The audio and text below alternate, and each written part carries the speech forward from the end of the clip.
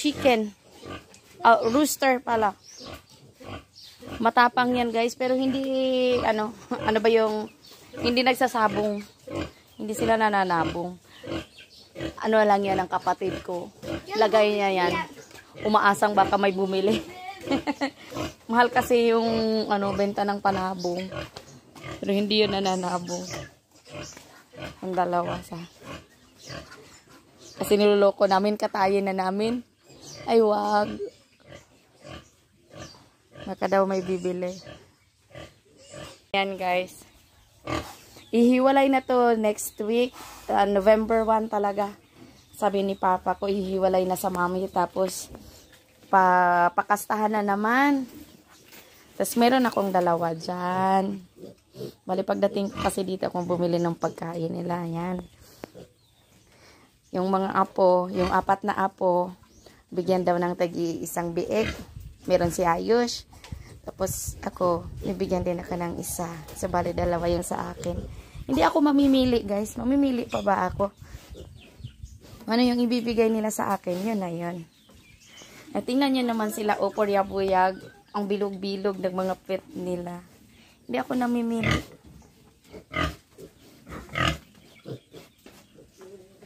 Kung ano lang yung sabihin, sa'yo na to. Tinanong nila ako ngayon, ano yung alin gusto mo dyan? Bigyan nyo lang ako. Yun lang yun. Ito kasing nasemento dito. Iisip ko, wala pa akong mapaglagyan pala. Ito, ginawa na kasing daan, papunta doon.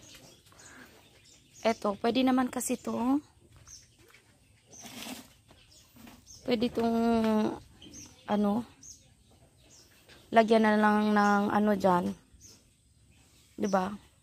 Another bahay. Bahay to ng ng isang namin din, baboy dati. We will see.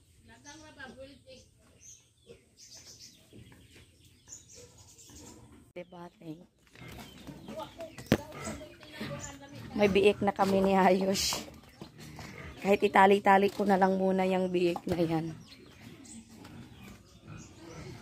Kasi meron pa yung dalawang malalaki eh. Ibang laki na nung malalaki. 4 months pa lang daw yun. So si Ayush guys, ngayon sumama sa mama ko na mag-meeting dun sa sa Dunganon. Dunganon ay asosasyon, parang insurance din siya. Yan. Andun siya. Kasi nandun, siyempre nakamotor-motor man sila. Nandyan man yung kapatid ko. Disama si Ayush kaagad. Init pa man din. Alas 10 pa lang pero sobrang init na. Okay lang kasi may binibilad kaming palay. Ito nga, pupuntahan ko at hahaluin ko naman para matuyo. Mauga, tuyo-uga. Para ipagiling na din. Nakapagpagiling pala kami kaagad guys. Yung binilad ni mama yung habang nagti-treasure. Nagpagiling na kaagad.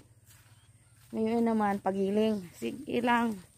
Hanggat may natuyo. Sige lang sa pagiling ng pagiling. Kasi kailangan namin yung ipa para sa baboy.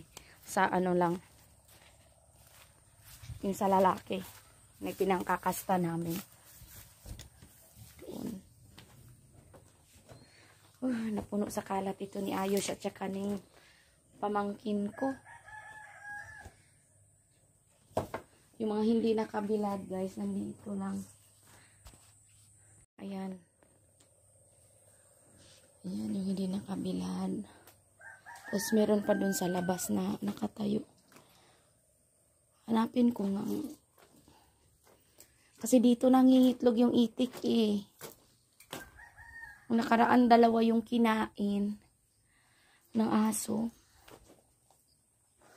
Pasaway na itik. Kung saan-saan kasi nangingitlog.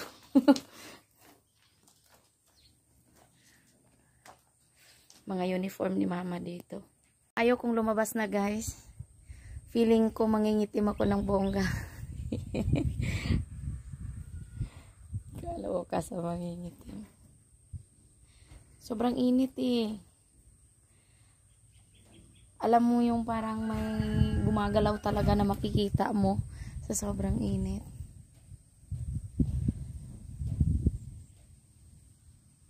Tita ko. Ayun o. Anuhin na niya yung baka niya.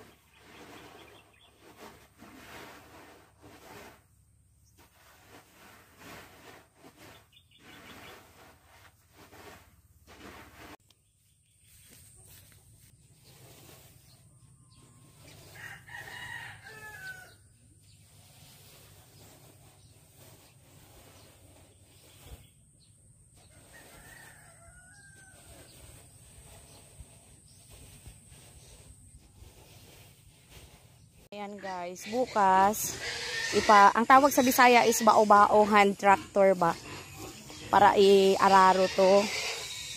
Ayan. Sa ano yan, sa second cousin ko kasi yung sa pinsan ko mismo, yung nagti-treasure sa uncle ko ay busy pa. Andun pa sa sariling bukid nila. So pag-aantayin namin silang matapos, medyo matatagalan. Eto kasi, nung mga kabataan ni Papa guys, alam nyo, hindi kami gumagamit ng ganyan. Personal to ni Papa na balik-balikan niya yan, inaararo niya yan ng kalabaw. Ngayon kasi, syempre matanda na si Papa, 65 years old na. Wala, hindi na rin kami papayag na gagawin niya yung ganun. Kawawa na. Babalik din sa katawan niya. Kaya maigi na yung ganyan. Bale, pakyaw ba? Ang 2,000 din. Yung ito lang muna, itong napag-anihan lang. Ayan. Ayan. Hanggang dun si Papa ko. Ginagawa niya ngayon is tinatakpan yung mga butas-butas para hindi na makakalabas yung mga tubig na yan. Tsaka sana umulan pa. Yan. Kahit hindi muna kami makatuyo ng ng aming pangbigas. Kasi total may napagiling naman kami. Sakto-sakto naman na yun sa amin. Para at least kailangan bang lakasan ko kasi yung ingay. Ngayon ang kalaban ko naman guys, mga baktin. Mga biik ba? Baktin is biik. Sila na naman yung kalaban ko sa ingay.